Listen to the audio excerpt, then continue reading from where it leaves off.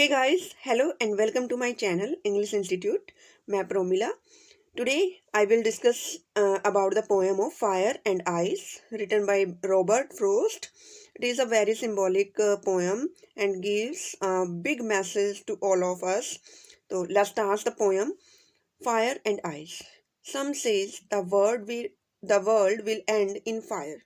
Poet कहता है कि कुछ लोग कहते हैं कि ये जो संसार है ना, ये खत्म हो जाएगा फायर से. फायर से मतलब क्या संसार में आग लग जाएगी? नहीं. Fire means here fire means here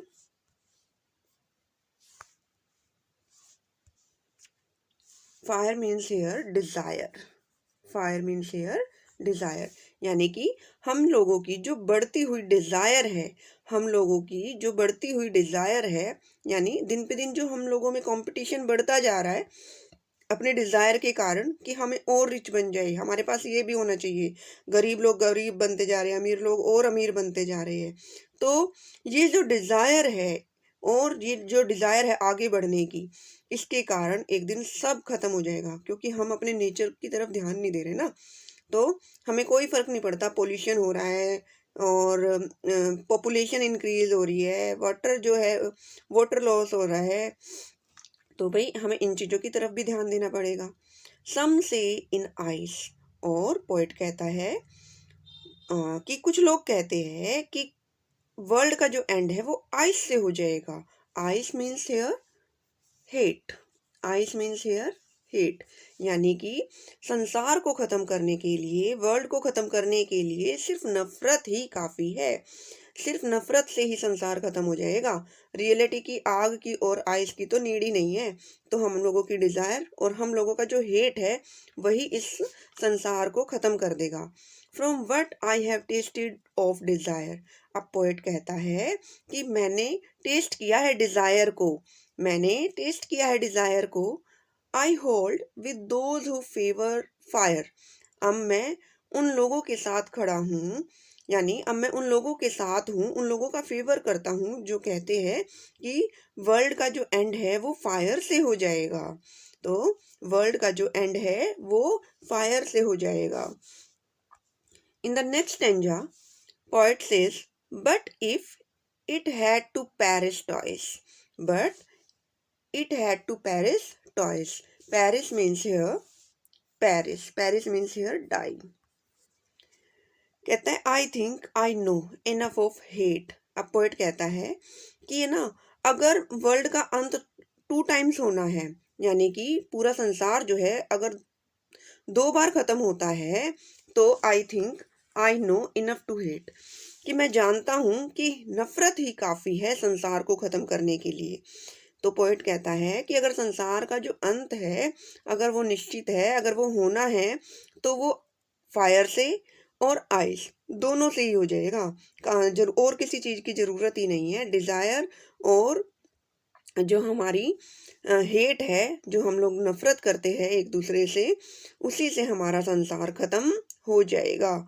To say that for destruction ice is also great and would suffice. Suffice means enough. Suffice means enough. Suffice means enough.